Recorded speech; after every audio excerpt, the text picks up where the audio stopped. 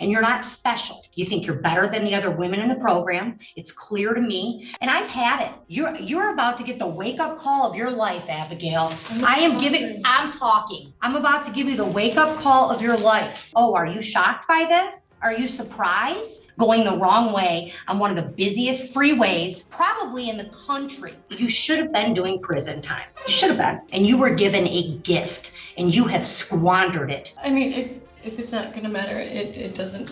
Does my face look like it's going to matter? No, it really doesn't. Okay, you're about to go in just about 3 minutes. I was And when throwing you come up back- all week. I haven't eaten in 6 Abigail. days. That's why I missed on Wednesday. Abigail, I'm talking. I'm going through an epilepsy diagnosis. I'm having seizures in my sleep. I slept through a therapy appointment. I've been throwing up I'm done. for days on I end.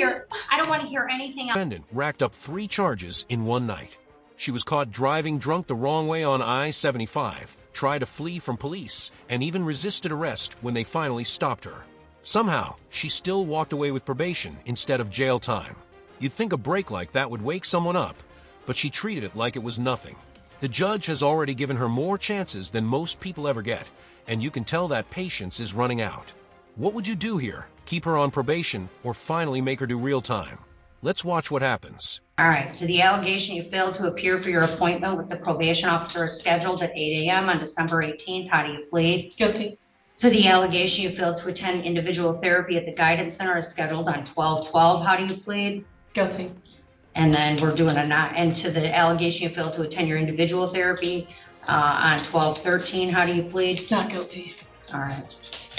All right, I'm going to accept the 2 guilty pleas as knowing and voluntarily given. All right. So I saw you, Abigail, on the 10th. And on the 10th, I let you turn yourself in for a day next door. I let you turn yourself in because I care more about your job than you do. So then the day after that, I do this on Tuesday. You miss your guidance, your therapy appointment on Thursday, and then you miss your appointment with Kara yesterday. And it's like I don't know what you were thinking. Abigail, we've had trouble with you since you came in. It's not use violations. Oh, are you shocked by this? Are you surprised? Well, you should not be.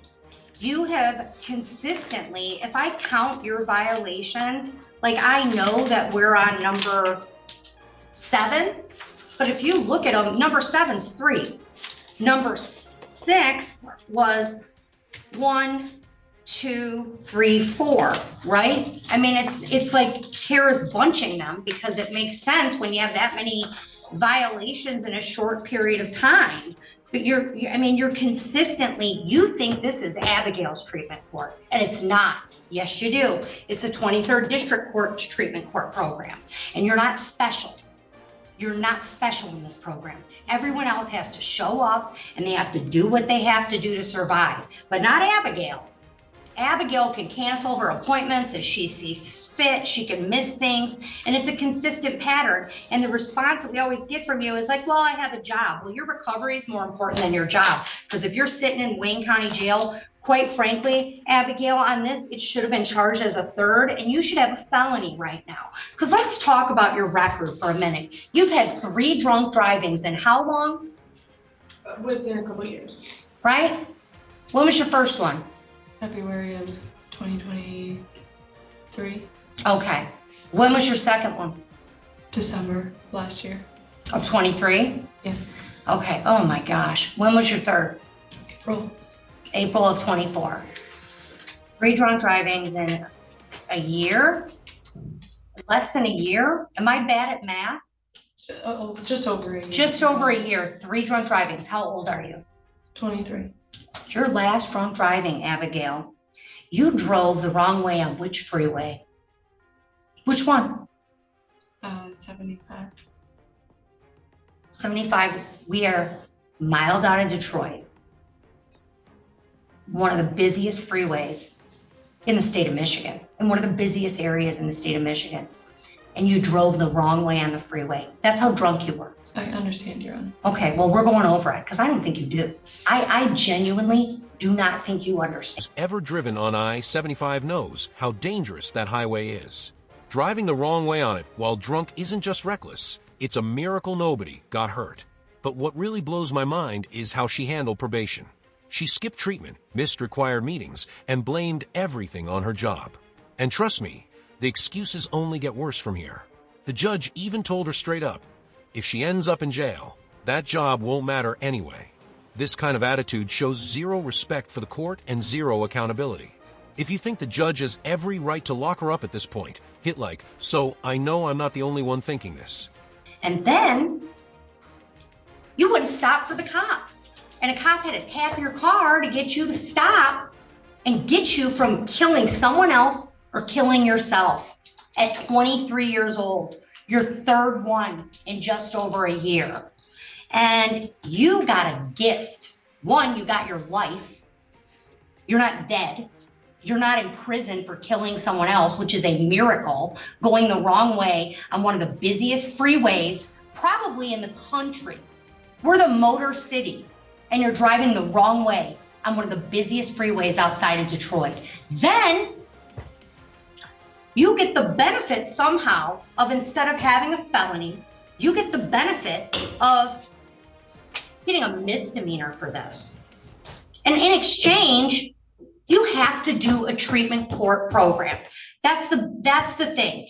And you should have been doing prison time. You should have been, or at least significant jail time. And you were given a gift and you have squandered it. I have watched you since you come into this program. You think you're better than the other women in the program. It's clear to me. You think that, well, I'm going to start sponsoring someone, and you have all this time for all of these other activities. You don't have time to show up and do the things you have to do to stay out of jail. And I've had it.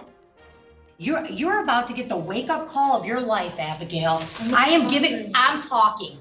I'm about to give you the wake-up call of your life, okay? Because have you ever been to Wayne County Jail? No. Okay, you're about to go in just about 3 minutes. But let me tell you something. I have been to Wayne County Jail. I've been to Wayne County Jail a lot. I was there when I was a defense attorney, and I was there when I was a prosecutor. And it is not a nice place.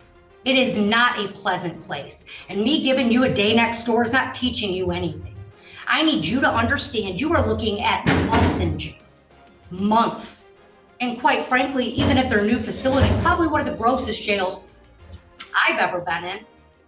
And with people who are sitting in jail, awaiting trial or sentencing on pretty significant crimes. And you'll probably think you're better than them. And you're not, Abigail, because that's where you should be.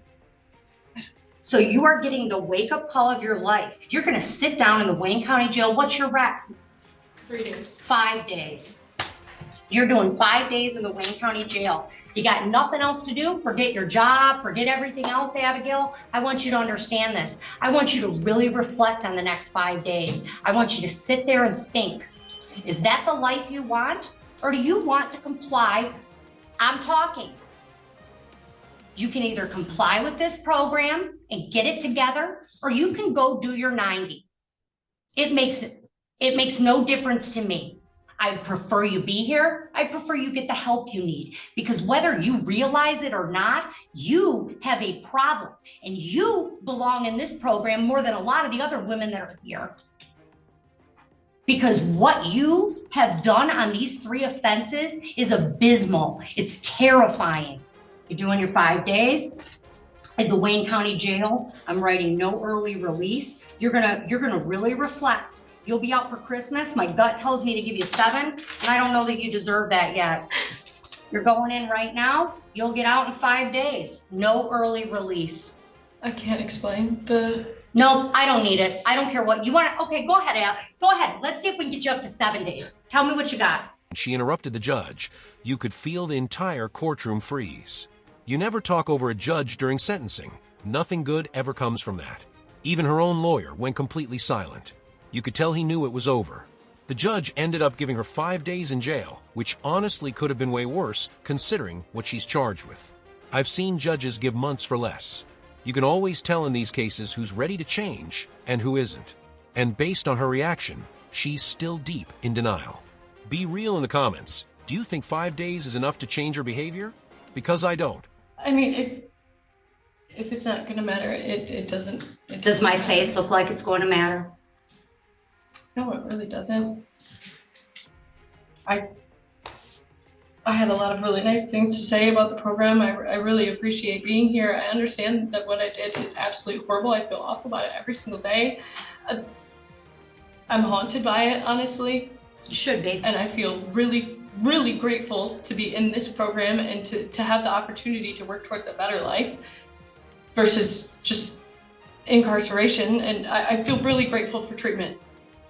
Well, show up and do the program or go sit in jail. That's your option. I was And when throwing you come up back- all week. I haven't eaten in 6 Abigail. days. That's why I missed on Wednesday. Abigail, listen to me. I'm going through an epilepsy diagnosis. I'm having seizures in my sleep. I slept through a therapy appointment and I have a text from Josh that says any day that we need Zoom, we can use it. And then I showed up. And then he told me that we couldn't use it. It was a misunderstanding, miscommunication on his part or mine. I don't know, but I genuinely, I took everything into account the last time I was in front of you, and I took And it to then heart. you immediately missed another appointment and you're, Throwing up I'm for done. days on I don't want to end. hear, I don't want to hear anything else. I'll mark your file medical, enjoy your 5 days in the Wayne County Jail. When you come back, you can tell me whether you want to be here or whether you want to give your spot up for someone who's earned it. Do you want to set a hearing date for the? I don't care about the other violation, dismiss it. All right, come on up. Miss Heiss, I need you real quick at the podium. I need to give you your appeal rights. Not give you your appeal rights, and I want to make sure you know them from the date of your sentence or as permitted pursuant to MCR. Thank you, Miss Heiss, you're all set. Can you please not make Miss Heiss listen to that for too long? That's exactly what happens when you waste every second chance the court gives you. Probation isn't a free pass. It's the court giving you one last opportunity to prove you can follow the rules. She ignored that chance completely. And while 5 days might not sound like much, when it comes from a judge who's officially done hearing excuses, it hits different. Was the judge too harsh or not harsh enough? Let me know what you think in the comments. If you enjoyed this breakdown, make sure to like and subscribe. Thanks for watching.